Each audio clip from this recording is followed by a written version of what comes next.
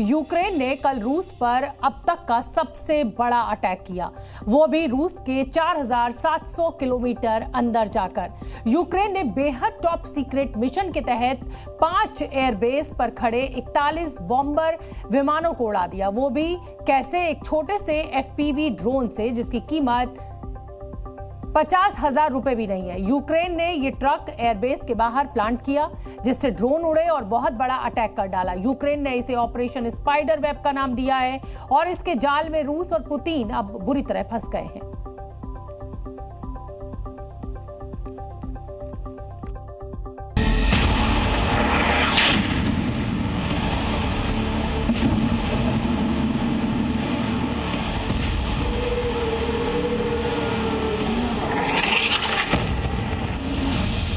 117 drone,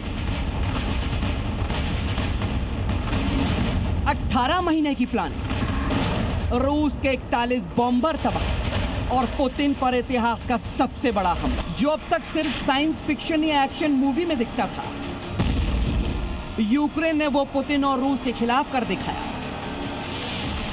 रूस के सबसे बड़े एयरबेस के पास ट्रक खड़ा होता है, उसमें से ड्रोन उड़ते हैं और एक एक कर रूस के शान माने जाने वाले बॉम्बर प्लेन्स को उड़ा देती हैं।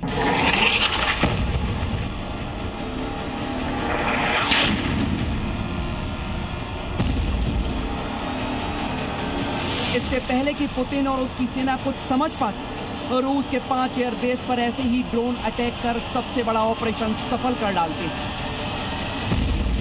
और रूस के 41 बॉम्बर प्लेन तबाह हो जाते हैं। पुतिन को सबसे बड़ा झटका देने वाले इस ऑपरेशन का नाम रखा गया operation spider web.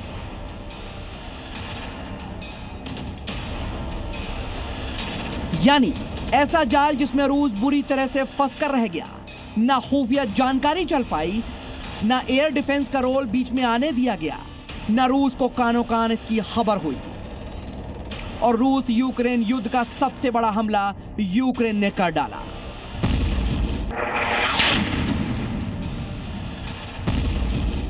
Operation spider web में 117 ड्रोन का इस्तेमाल किया गया और खास बात यह कि इसके लिए रूस के अंदर रहकर ही यूक्रेन के ड्रोन ऑपरेटर्स ने ड्रोन उड़ाए और 5 एयरबेस पर हमला कर दिया।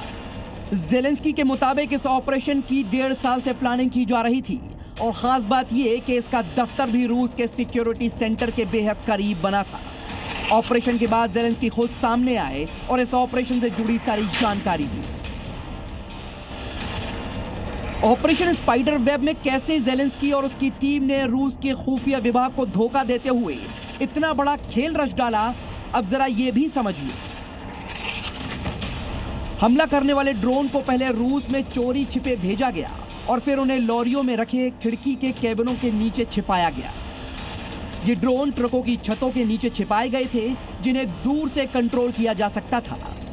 जब हमला शुरू हुआ तो ट्रकों की छतें खुल गई और कामाकाजी ड्रोन सीधे रूसी बमवर्षक विमानों की तरफ भेजे गए। इन्हें ऑपरेट करने वाले ऑपरेटर भी इन्हीं जगहों के पास मौजूद थे और सीधा टारगेट पर जाकर इन प्लेन्स ने हमला कर दिया।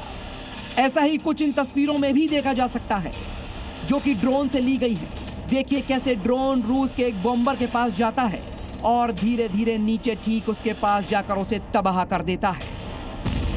जिस तरीके से बड़ी तादाद में यूक्रेन ने रशिया के ऊपर ड्रोन से हमला किया है, रशिया को पूरी तरीके से सरप्राइज कर दिया। रशिया इसके लिए तैयार नहीं था और मेरा मानना है कि जब से युद्ध चल रहा है, यूक्रेन का एक one of the most aggressive action ये माना जा सकता है, क्योंकि इसमें देखिए उसने रशिया के बहुत सारे एयरक्राफ्ट को नेस्तनाबूद कर दिया, इनऑपरेशनल कर दिया है। यूक्रेन ने जिन 5 एयरबेस को निशाना बनाया वो बेलाया, ओलेनिया, डाइगिलेवो, इवानिवो और अमूर एयरबेस हैं, जिनमें से एक की दूरी यूक्रेन से 4700 किलोमीटर से भी ज्यादा थी। यानी यूक्रेन ने रूस के अंदर रहते हुए पुतिन की नाक के नीचे न सिर्फ इस ऑपरेशन की प्लानिंग की, बल्कि उसको बिना किसी गलती के पूरा भी कर डाला।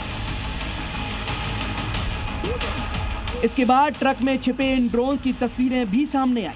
एयरबेस के पास मौजूद लोगों ने ड्रोन्स के वीडियो भी बनाए जिनमें से वो ड्रोन उड़ते दिख रहे थे।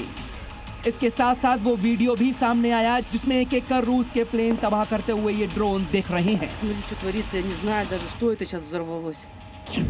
पुतिन को यह हमला इसलिए भी चुभने वाला है क्योंकि जिन ड्रोन्स ने रूस के न्यूक्लियर वेपन तक ले जाने वाले बॉम्बर्स को तबाह किया वो सिर्फ 45,000 से 50,000 रुपए की कीमत के ड्रोन थे और उन्होंने रूस के 58,000 करोड़ के बॉम्बर प्लेन को तबाह कर डाला। तमाम तरीके के एयर स्ट्रिप पे स्ट्राइक किया। और किस तरीके के ड्रोन? ये FPV ड्रोन हैं। ये फर्स्ट पर्सन व्यू ड्रोन कहलाते हैं। इनमें देखिए आगे फ्रंट नोज में कैमरा लगा होता है जिससे कि टारगेट का विजुअलाइजेशन ग्राउंड स्टेशन को बहुत क्लियर तरीके से होता रहता है और इसके जो एक्सप्लोसिव कंटेंट होते हैं वो हाई डिस्ट्रक्शन के लिए होते हैं और अल्टीमेटली ये ड्रोन उस टारगेट पे जाके फट जाता है। लिहाजा इस तरीके के ड्रोन से बहुत बड़ी क्षति हुई है रशिया को। इस पूरे मिशन की निगरानी खुद यूक्रेन के राष्ट्रपति ज़ेलेंस्की कर रहे थे और बाकायदा पूरी नजर रखी जा रही थी। ऑपरेशन सफल होने के बाद यूक्रेन ने इसे लेकर बधाई दी। यूक्रेन ने कहा कि उसने रूस के सिर्फ मिलिट्री ऑपरेशन को टारगेट किया। रूस जो कि यूक्रेन के खिलाफ अब तक बड़े बड़े हमले करता आ रहा था, इस तरीके का हमला उसने सपने में भी नहीं सोचा था और अब इसमें रूस के अंदर के गद्दारों का ही हाथ माना जा रहा है जिन्होंने यूक्रेन की मदद की। यूक्रेन की धरती से नहीं उड़े, ये सारे के सारे अंदर ले गए हैं और उसमें बड़े बड़े ट्रकों का इस्तेमाल हुआ है, असेंबली हुई है और फिर एक कोऑर्डिनेटेड अटैक है। मॉस्को के बोथ नॉर्थ में और साउथ में 2 एयर बेसेस हैं और एक नेवल बेस तो मैंने बताया आपको। अब यूक्रेन के इस ऑपरेशन वेब के बाद इस लड़ाई में बड़ा मोड़ आ गया है और दुनिया जानती है कि पुतिन इतना बड़ा हमला बर्दाश्त नहीं करने वाले। तो क्या अब इस हमले के बाद रूस और यूक्रेन में बड़ा युद्ध छिड़ने वाला है? ब्यूरो रिपोर्ट, जी मीडिया।